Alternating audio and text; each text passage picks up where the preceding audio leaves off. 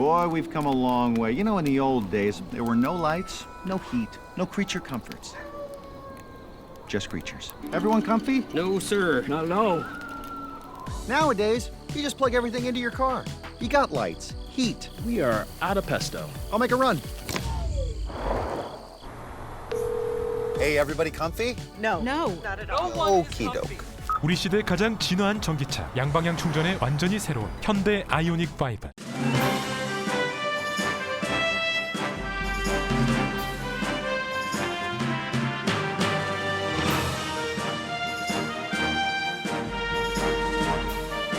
가을이 다가오는 9월, 라디오 서울과 함께 건강하고 활기찬 계절 맞이하세요. 강혜신의 오늘의 미국.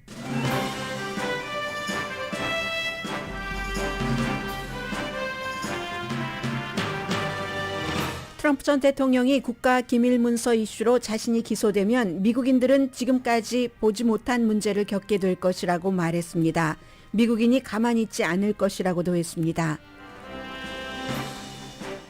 트럼프 전 대통령 집에서 압수한 기밀과 관련해 판사는 특별감찰을 임명했습니다.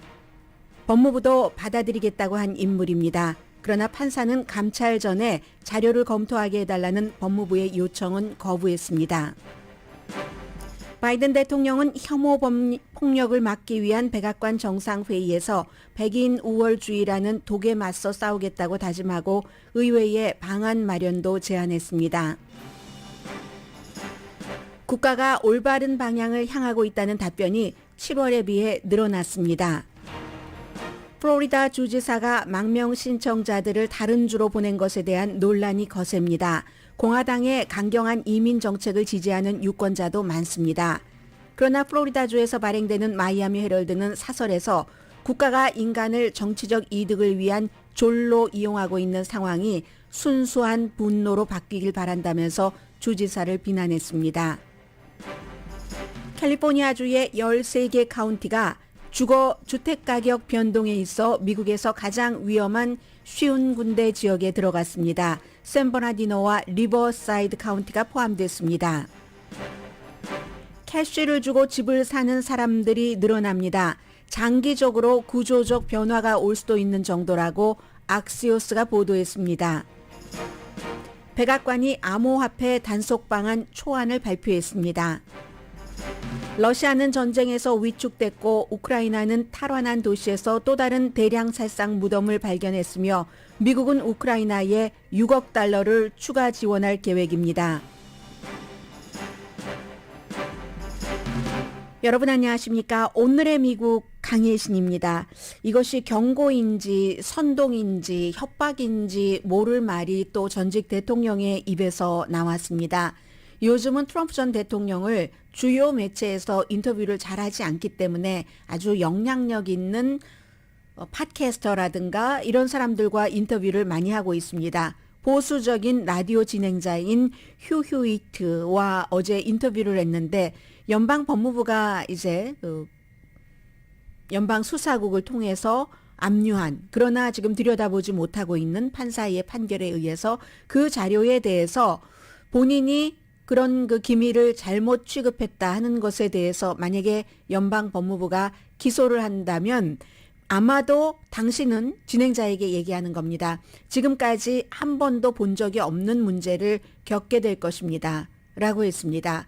그러니까 당연히 이 휴 휴이트 진행자는 며칠 전에 린즈 그레이엄 연방 상원 의원이 얘기한 것처럼 그렇다면 트럼프 전 대통령을 왜 기소했느냐 하면서 사람들이 길거리에 나가서 폭동을 일으킬 것이다. 의사당 폭동 사건과 비슷한 그럴 수도 있다고 얘기를 했죠. 나중에 조금 주워 삼키기는 했지만 그것을 염두에 두고 역시 진행자도 그 큰 문제라는 것이 무엇을 의미하는 것인가라고 전 대통령에게 다시 물어봤습니다. 그러자 트럼프 전 대통령 이건 전매 특허입니다. 애매모호하게 얘기하는 것. 큰 문제가 있을 것으로 생각한다. 큰 문제가 있을 것이다. 나는 그들이 미국인들이 참지 않을 것이라고 생각한다. 참을 것이라고 생각하지 않는다. 정확하게는 이렇게 얘기를 했습니다.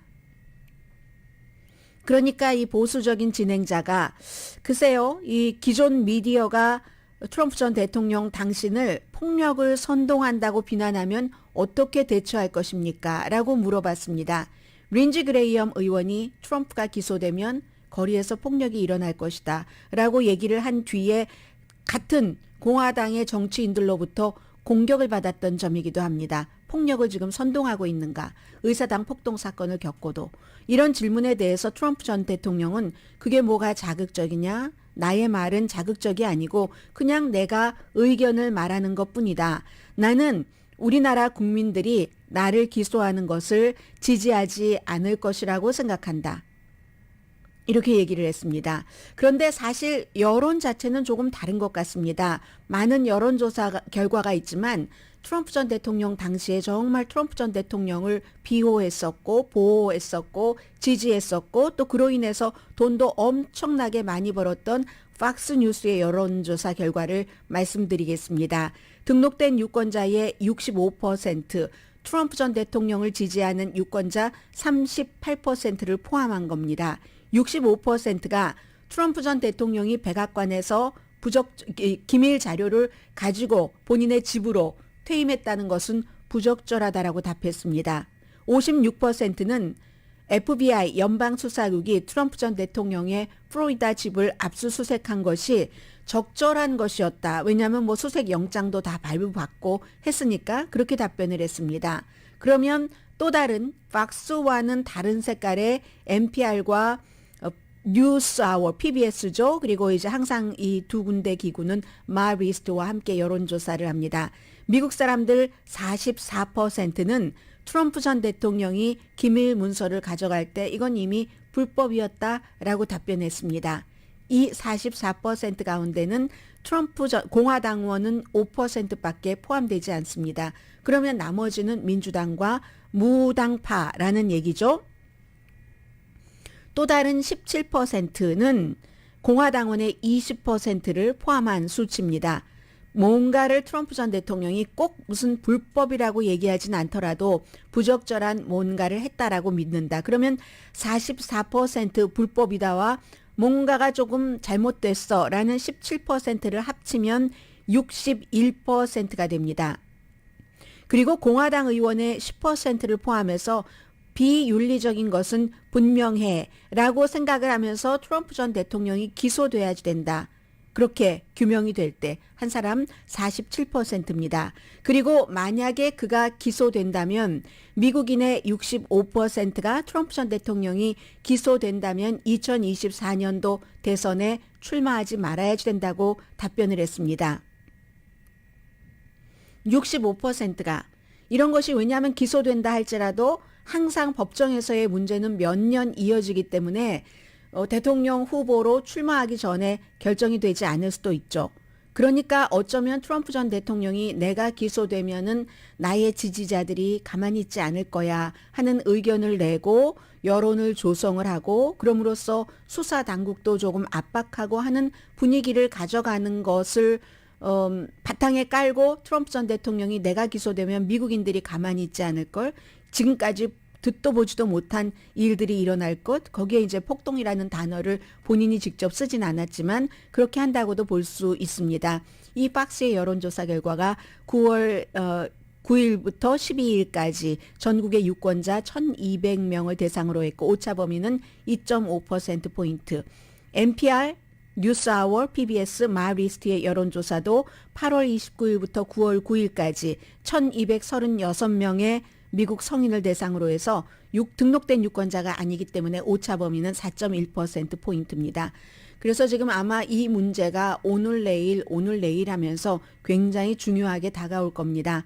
딕 더빈 일리노이가 지역구인 민주당의 연방상원 의원이 FBI와 국토안보부가 브리핑을 했습니다. 여기에 대해서 브리핑을 듣고 난 뒤에 굉장히 기밀 문서, 지금 압수된 그런 문서의 위험 수위가 높다라고 얘기를 다시 한번 했고요. 그리고 사실은 이 내용보다 더 중요한 것은 만약에 이 같은 인터뷰를 트럼프 전 대통령이 무슨 팍스뉴스라든가 이런 것과 함께 했다면 더 빨리 보도가 됐을 텐데 뭐 보수적인 진행자이기는 합니다만은 휴 휴잇이라는 라디오의 진행자와 인터뷰를 했기 때문에 이제 오늘 아침에서야 많이 퍼졌고요. 사실은 오늘 더 중요한 뉴스는 에일린 캐논이라는 트럼프 전 대통령이 판사로 지명을 했고, 그러나 그렇다고 꼭 트럼프 전 대통령에게 유리한 판결만을 지금까지는 내놓은 것은 아닙니다. 이 판사가 스페셜 마스터, 트럼프 전 대통령이 주장을 해서 특별 감찰관 내지는 중재관이라고 말씀드리겠습니다. 이미 압수수색 영장을 가지고 트럼프 전 대통령 집에서 1급 특급 비밀 문서라고 해서 가져갔다 하더라도 그것을 스페셜 마스터, 특별 감찰관이 먼저 봐야지 된다. 이 특별 감찰관이 보기 전에는 법무부가 이것을 수사를 할 수가 없다라고 어제 다시 판결을 내렸습니다. 법무부는 왜냐하면 너무나 국가 그 안보에 위험하기 때문에 다른 사람들이 보기 전에 이것도 또 하루빨리 해야지 되고 하니까 우리도 보고 특별감사를 임명하는 것은 반대하지 않지만 그렇지만 우리도 같이 봐야지 된다라고 했는데 그것은 거부했습니다. 거부했기 때문에 어쩌면 그 부분에 대해서 또 항소를 할 수도 있고요. 어제 더 중요한 것은 법무부에서도 거부하지 않았던 트럼프 전 대통령이 이 사람이 스페셜 마스터가 됐으면 좋겠다 하고 내놓은 두 사람 가운데 법무부가 That's okay라고 승인을 한 레이먼드 디얼이라는 지방 판사 출신입니다. 지금 브루클린에 살고 있고 나이가 78세. 1986년도 레이건이 연방 판사로 지명을 했고 그전에는 이제 변호사를 했고요. 그리고 2017년도에 러시아와 트럼프 전 대통령 캠페인 측에서 접촉을 해서 그 보좌관이었던 그 카터 페이지 이 사람에 대한 영장을 승인한 그 판사이기도 합니다. 그러니까 공화당이긴 하지만 꼭 또 트럼프 전 대통령에게 전부터 지금까지 100% 좋은 판결만 내린 사람은 아닙니다. 이 사람이 레이먼드 디얼이라는 사람을 에일린 캐논이라는 플로리다의 지방 판사가 스페셜 마스터, 특별 감찰로서 임명을 함으로 인해서 앞으로 이제 이분이 일을 하게 됩니다. 수색한 문서 가운데서 행정특권이라는 법 원칙을 통해서 고객의 비밀 유지, 변호사와 고객 사이의 비밀 유지 등등 이런 것들을 해서 이제 빼야지 될 것. 수사관이 볼 수 있는 자료와 수사관이 볼 수 없는 자료를 이 특별감찰관이 가려내게 됩니다. 그렇게 되는 경우는 연방법무부에서 볼 수 없는 자료가 더 많아진다는 것도 되고요. 기간도 있습니다. 11월 30일까지 검토를 끝내야지 된다는 겁니다. 그럼 지금 9월 며칠입니까? 오늘 9월 16일인데 9월 16일부터 11월 30일까지는 기간이 많이 남았는데 그동안은 이 압수수색 영장을 가지고 압수한 그 기밀 서류도 연방 법무부에서는 수사하지 못하게 되는 겁니다. 그게 이제 굉장히 지금 중요한 거고요. 이 상황에서 트럼프 전 대통령은 미국이 위험해질 수도 있어 나에게 어떤 해가 되는 그런 행동이 연방 법무부를 통해서 기소 같은 것이 이루어진다면 이라고 얘기를 하고 있지만 미국은 요 몇 주일 사이에 여러 가지가 좋아지면서 경제적으로는 가솔린 값도 내려가고 인플레이션이 지금 잡히지 않아서 문제죠. 여러 가지 법안 같은 것도 비교적 초당적으로 통과된 것도 상상하지 못했는데 몇 가지가 있고 하니까 미국이 올바른 방향으로 나가고 있습니다. 라고 생각하는 사람이 7월에 비해서 9월 달에 많이 늘어났습니다. 7월 달에 27%에서 9월 달에는 50%로 늘어났는데 같은 두 개의 여론조사 기구의 여론을 비교를 하는 게 합리적이죠.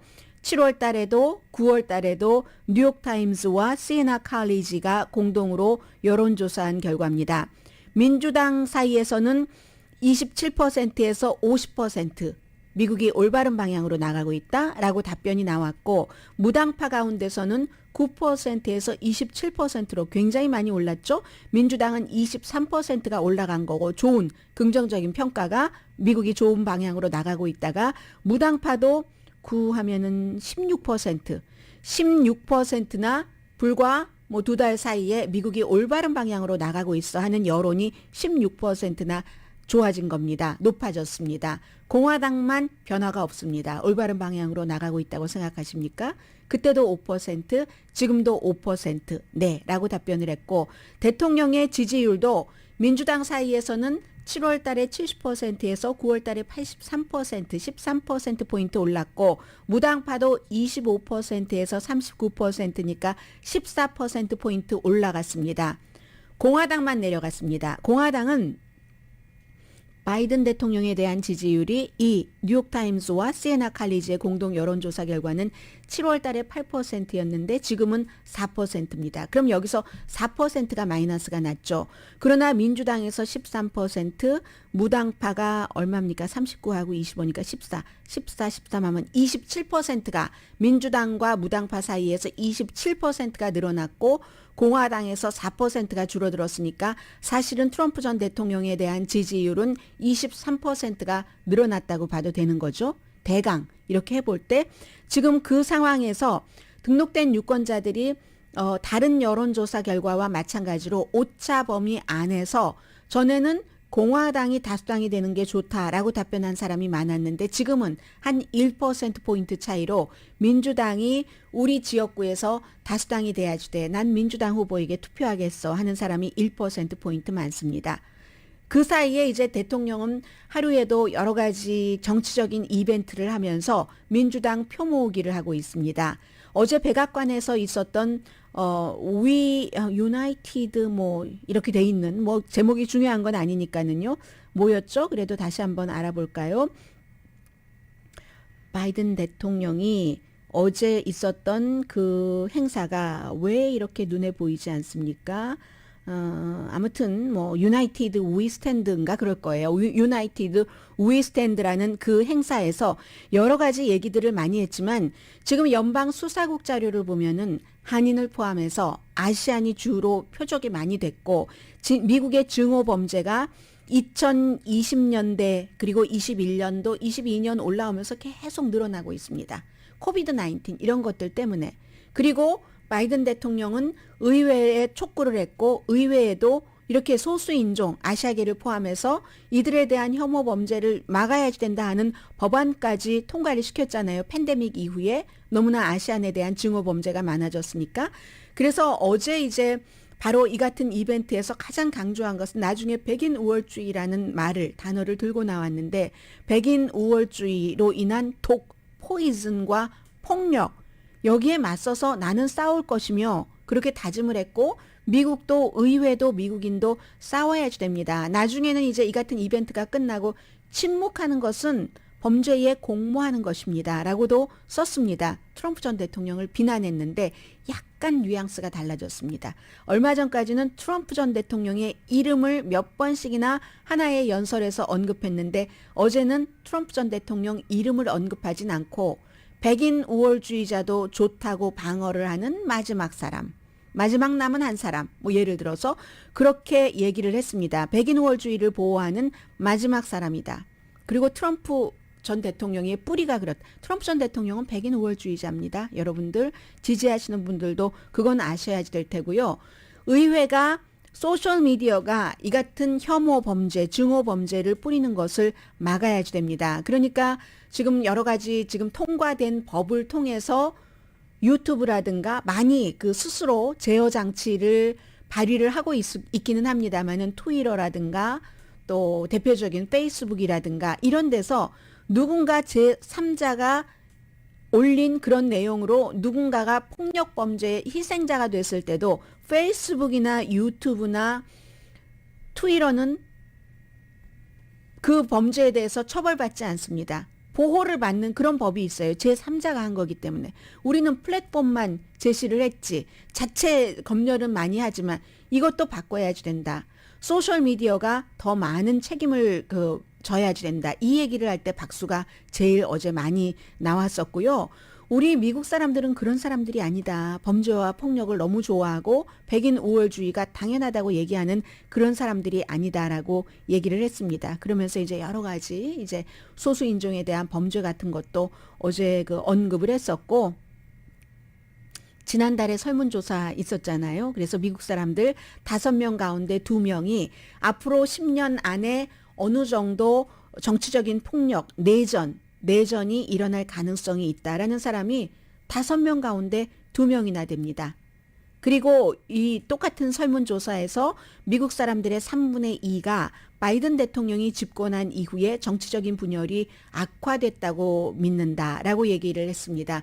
이것은 바이든 대통령 자체가 분열을 만들어내는 것이라고 믿는 사람들도 있을 테고, 그리고 트럼프 전 대통령이 대통령 자리에서 물러났지만 여전히 그의 영향력이 가셔지지를 않고 또 그를 등에 업고 자신들의 정치 재임을 노리는 그런 기성 정치인들도 있고, 한 번도 정치를 해보지 않았지만 트럼프의 지지를 얻고 공화당의 예비선거 후보가 된 그런 극단적인 인물들이 무척 많기 때문에 이게 이제 누가 얼만큼 미국이 더 분열적이 되는데 나쁜 면으로 기여를 했는가 하는 것을 딱 그 퍼센티지로 나눌 수는 없지만, 미국은 지난 4년 트럼프 전 대통령 집권 당시, 그리고 트럼프 전 대통령이 나간 그 이후에도 아주 그 정치적인 분열 같은 것, 그 분열로 인한 폭력적인 마음, 또 폭력이 더 강하게 발생할 가능성 같은 것은 높아지고 있습니다.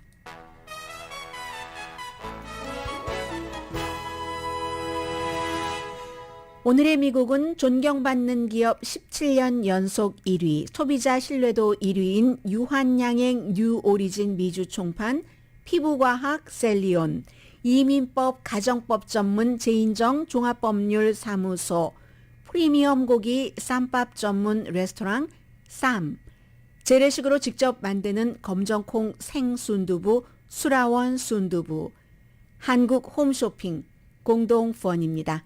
잠시 뒤에 여러분과 제가 이민자이기 때문에 충분히 정말 그 보통 미국에 살고 있는 사람들도 여러 그 혜택을 받지 못하는데 왜 서류 미비자 내지는 불법 이민자 내지는 난민 신청자까지 미국이 먹여 살려야지 되느냐? 그건 아니지. 집단속부터 해야지 라고 생각하시는 분들도 상당히 많습니다. 그런데 미국의 이민 역사는 너무나 특별하고, 그리고 미국이 그 이민 역사의 장점을 먹고 이렇게 자라기도 했고, 그런 난민들을 받아들일 수밖에 없는 미국의 과오, 죄책감 같은 것도 있고, 이 이민 문제를 함부로 딱 재단해서 말할 수 있는 사람이 없습니다. 아주 그 역사가라 할지라도 무척 어렵고, 그런데 플로리다의 주지사가 어디로 가는지도 모르는 채 뭐 보스턴으로 간다고 속이기도 하고 하면서 전혀 망명 신청자들이 적응하기 어려운, 그리고 그것도 망명 신청자들을 받아들일 준비가 돼 있지 않는 곳에 아주 예고도 없이 보냈습니다.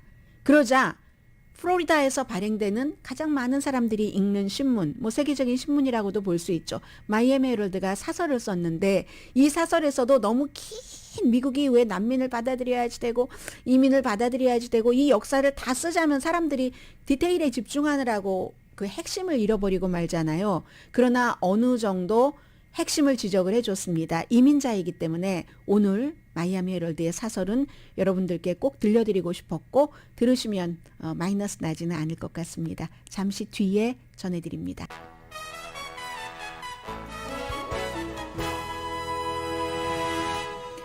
라디오 서울 방송 오늘의 미국 듣고 계십니다.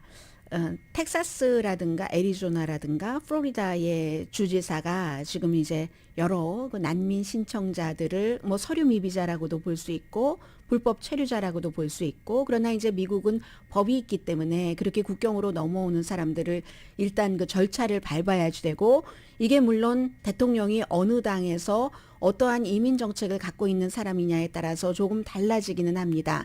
트럼프 전 대통령처럼 젖먹이 아이도 부모로부터 떼놓는 정책을 펼치는 사람도 있고, 그러나 또 민주당은 공화당이 비난을 하는 그대로, 아니 우리도 못 먹는데 왜 다른 나라 사람까지 저렇게 그 받아줘야지 돼? 그렇게 받다가 재판받던 도중에 도망가잖아. 불법 체류자가 돼서 사회적인 이용할 것이라고는 다 이용하고 라고 말씀하시는 분들도 계십니다. 그런데 그분들이 사회적으로 이용할 것은 다 이용하면서 라고 말씀하시는 분들이 영주권도 없으면서 일하고 세금을 내기도 하고, 그리고 그분들이 여러분의 집을 청소를 해주고 아이들을 봐주고 그랬기 때문에 직장에 나가서 돈을 벌고, 이것도 사실은 사실입니다.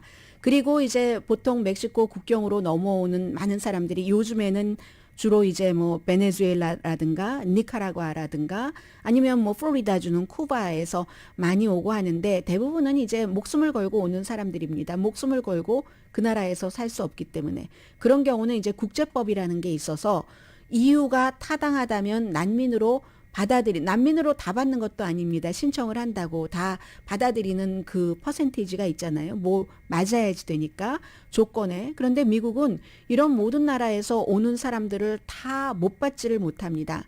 왜냐하면 예전에 엘살바도르 같은 나라가 이제 대표적인 나라인데 미국이 어떠한 그 나라의 정치 내지는 정권에 영향을 미치면서 어찌어찌 해서 뭐 예를 들어 반군을 지원을 한다던가 또 다른 뭐를 해서 뭔가 경제 제재가 너무 심해서 그 나라가 마약을 제조해서 뭐 팔아먹을 수밖에 없다던가 그런 여러 가지 정치, 사회적인, 경제적인 환경을 미국이 만든 것에 대한 책임도 있고 그렇기 때문에 엘살바도르 같은 나라에서 오는 난민들을 일단 신청을 받아줄 수밖에 없는 겁니다. 그리고 특히 요즘에 오는 베네수엘라, 니카라과도 뭐 반군, 니카라과 하면 우리는 반군이 생각이 나잖아요. 어느 나라 사람이나.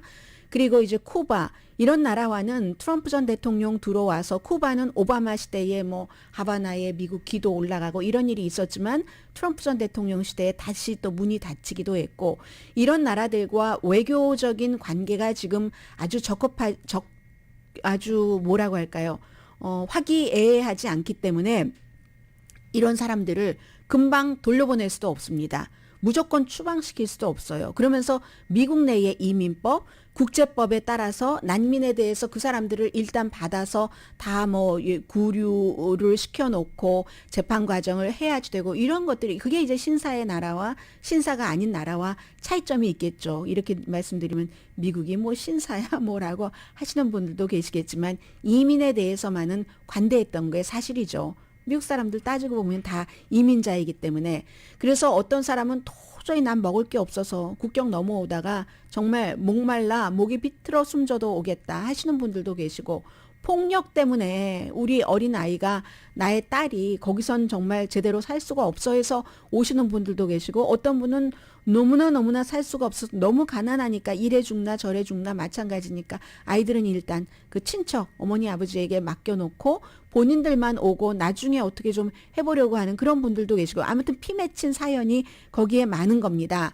그런 분들을 공화당은 공화당의 이념대로 민주당은 민주당의 이념대로 이 사이에서 포괄적인 이민안이 통과되지 않은 게 얼마나 오래됐는지 모릅니다.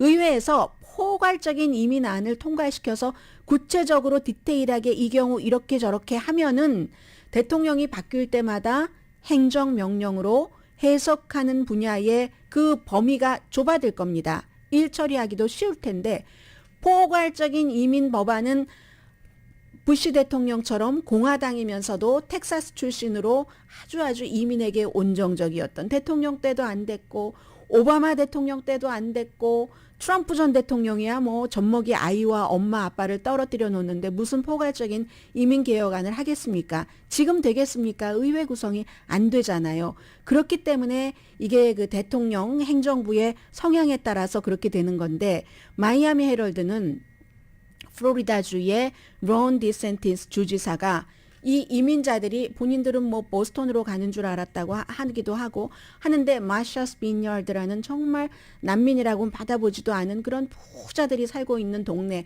이런 곳에 가니까 그곳은 아차 싶어서 당황해라 하고 예고도 없이 보냈다는 겁니다. 마이애미 헤럴드의 사설도 플로리다주에서 발행되는 그런데 그곳은 이쪽 플로리다주에서 받았을 때보다 훨씬 연민이 많아서 아무것도 없었지만 교회에서 자리 깔고 뭐 학생들이 그 언어 자원봉사를 하고 해서 되고 있다라고 하면서 무정한 사람 표현이 그렇습니다. 자신의 정치적인 이익을 위해서 인간을 졸로 그 처우를 하는 이런 사람 수치스러운 마샬스 빈야드 스턴트 정치 스턴트라고 표현을 했습니다.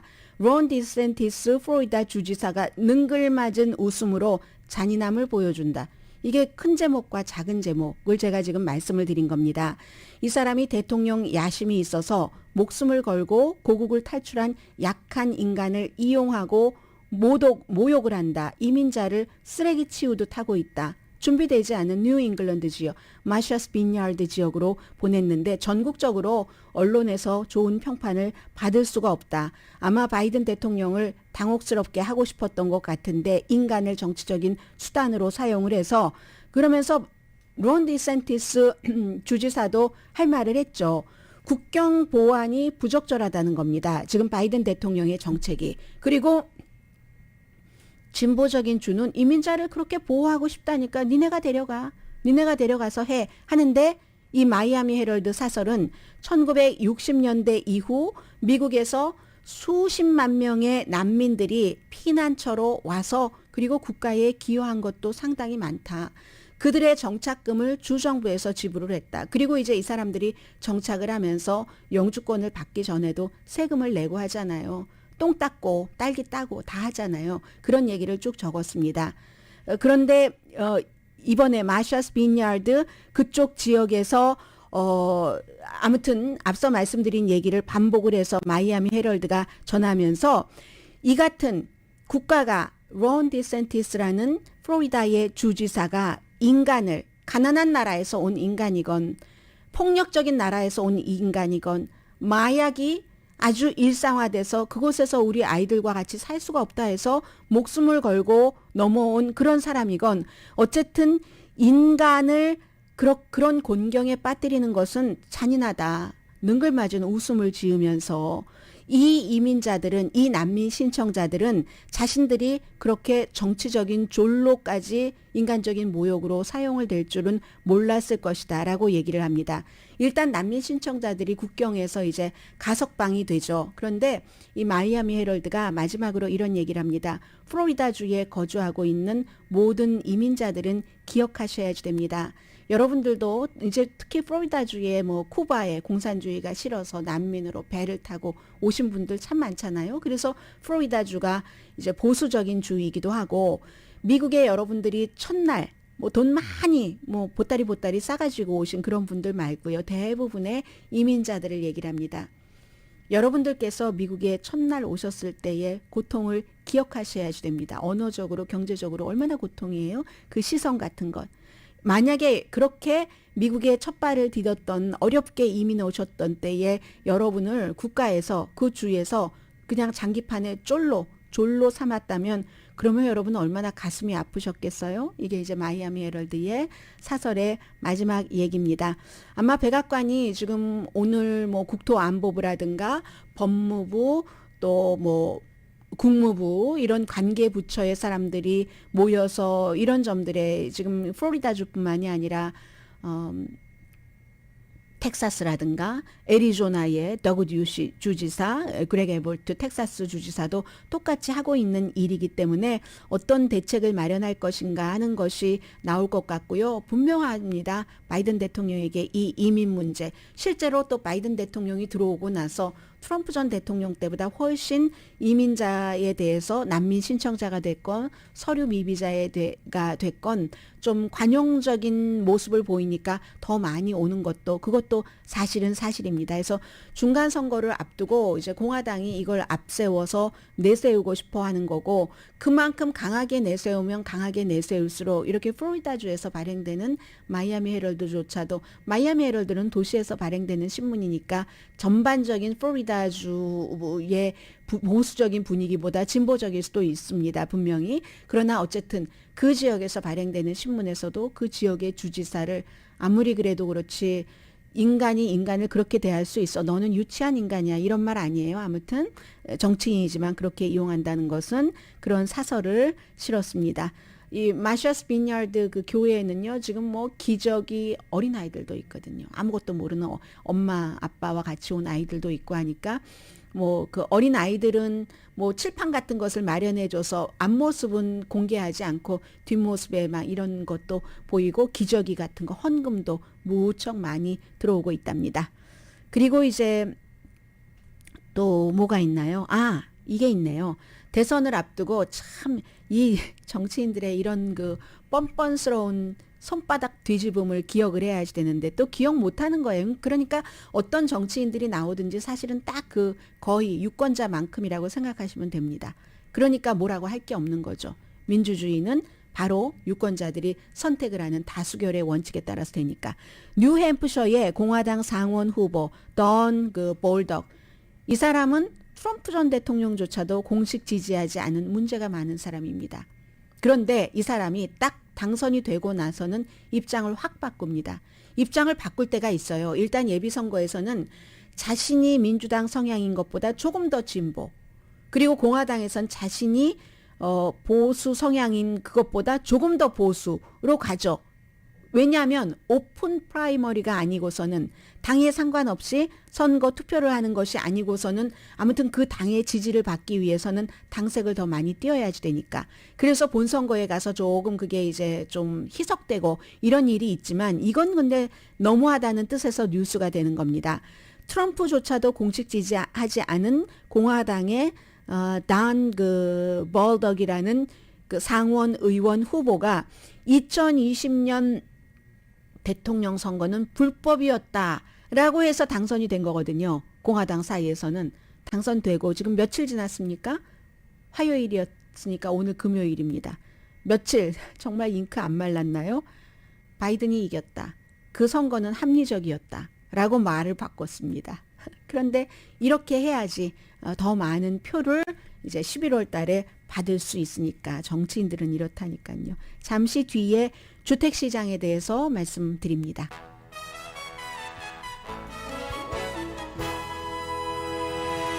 라디오 서울방송 오늘의 미국 듣고 계십니다. 우선 암호화폐에 대해서 조금 말씀드리고요.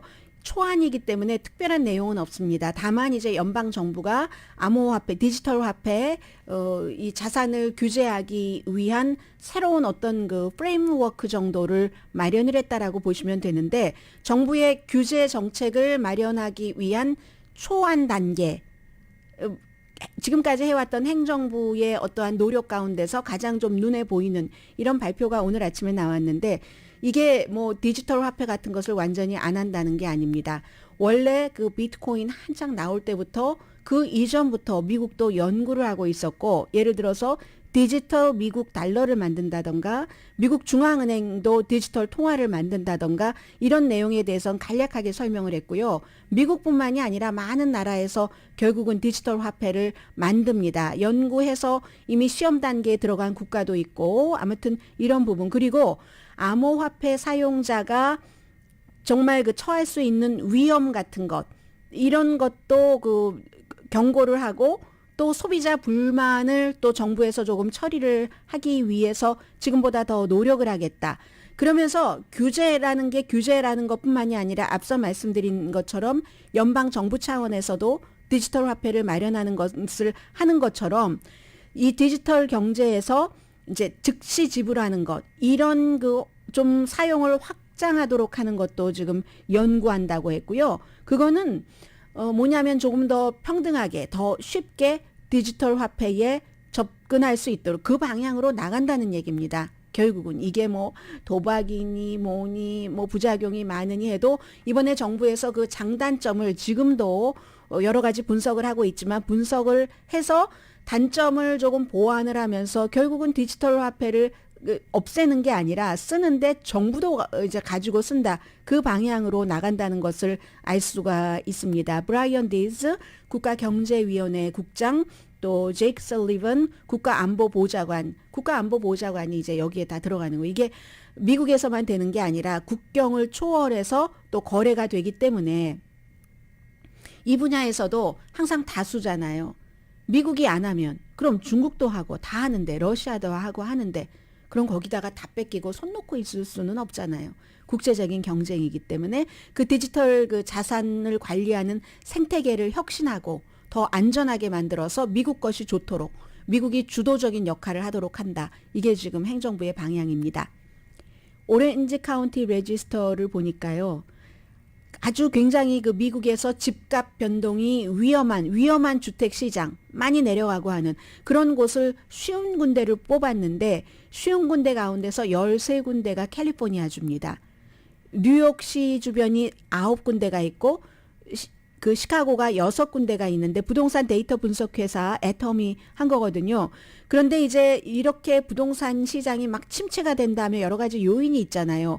그 지역의 경제가 침체가 돼서 어떤 이유로든 그래서 실업률이 늘어나고 그럼 사람들이 집값을 못 내고 디폴트가 많아지고 그런 여러 가지 이유로 감당할 수 없는 그런 사람들이 집에 대한 페이먼트 수준이 될 때 그렇게 해서 결국은 뭐 576군데 카운티를 쭉 분석을 해서 했는데 캘리포니아주가 36개 카운티인가 38개 카운티인가 그렇잖아요. 그런데 보니까 소득 당연히 기본적으로 하고요. 이 목록에서 50개 위험한 부동산 시장에서 캘리포니아주에서 가장 높은 순위는 15위입니다. 부트 카운티, 치노, 부트 카운티가 됐고 그리고 뭐 23위에 멀시드 북가주가 많아요. 남가주는 별로 없어요. 컨 카운티 24위, 샤스타 26위, 샌버나디노가 28위입니다. 50개 위험한 이 부동산 시장 침체 가능성에서 샌버나디노가 28위고 리버사이드 카운티가 33위입니다. 그러니까 어찌 보면 전체적인 소득이 조금 낮은 곳이 더 위험하다는 얘기가 되고요. 그 밖에 쭉 가서 프레즈노가 48위고 로스앤젤레스는 부동산 대도시 가운데서 침체를 할 가능성이 높다. 순위 95위입니다. 세크라멘토 116위, 소노마 카운티 137, 벤츄라 138, 샌디에고 165, 오렌지 카운티 199 이렇게 보면은 경제적으로 좀 안정된 곳이 안정됐다는 것을 알 수가 있죠. 아무튼 그렇습니다. 그래서 거의 시카고를 제외하고는 가장 부동산 시장이 위험하다는 곳은 거의 남부라든가 중서부에 몰려 있습니다. 더 관심이 있으신 분들은 오늘 오렌지 카운티 레지스터 보시고요. 캐시로 부동산을 사는 사람들이 점점 늘어나고 있습니다. 레드핀이 41개 도시에서 전체적으로 올 캐시로 부동산을 사는 사람을 조사를 했더니 올해 초에 아주 최고치보다 높지는 않지만 팬데믹 이전이나 지난해 한 해 전체보다는 높았습니다. 몇 가지 이유가 있죠. 우선 재택근무라든가 이런 근무가 늘어나면서 보수가 많은데 이 사람들이 조금 멀리 가니까 그것을 멀리 가면 도시에서 멀리 가면 집이 싸니까 다 살 수 있는 거고 어떤 사람들은 이건 연방정부가 퍼스트 홈 바이어를 위해서 많은 좋은 프로그램을 마련해 놓으니까 본인이 집이 한 채가 있고 두 번째 집을 어떤 이유로든 살 때는 퍼스트 홈 바이어에게 많은 좋은 어떤 조건을 주기 때문에 원래 처음에 있던 그 집값은 또 너무 올랐고 하니까 거기서 에퀴리를 뽑아서 다 산다. 경쟁이 안 되니까 대출해서 이런 경우가 굉장히 많고 또 하나는 투자자라는 겁니다. 투자자들은 평균 30년 모기지 이자율이 지금 6% 이상이 넘었는데 여기서 어느 정도 시장이 진정되더라도 여전히 투자가들이 그냥 올 캐시로 투자자들은 4분의 3 정도가 전부 올 캐시로 집을 사거든요. 이런 일들이 계속 이어지면은 앞으로 이게 추세가 되는가? 미국에서도 캐시 주고 집 사는 것이 이런 얘기를 지금 악시오스가 지적을 하고 있습니다.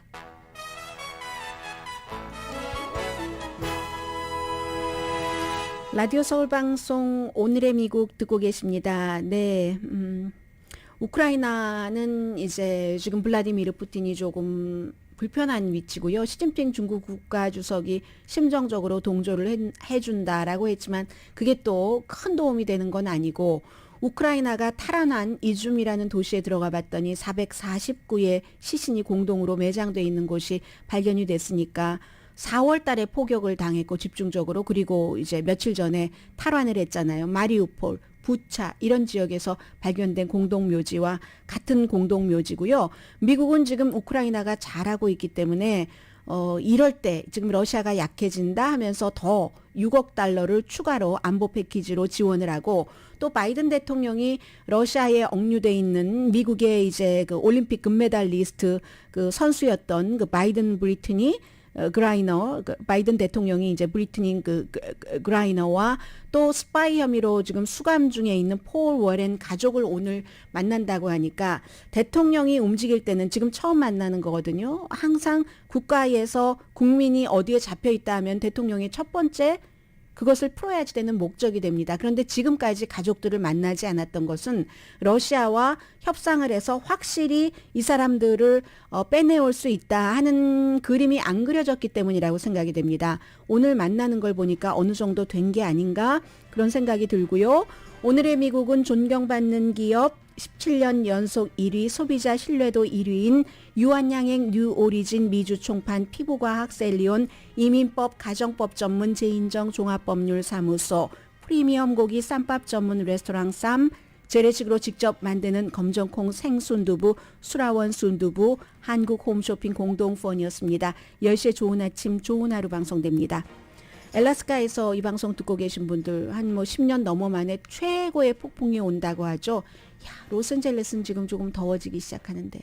강혜신이었습니다.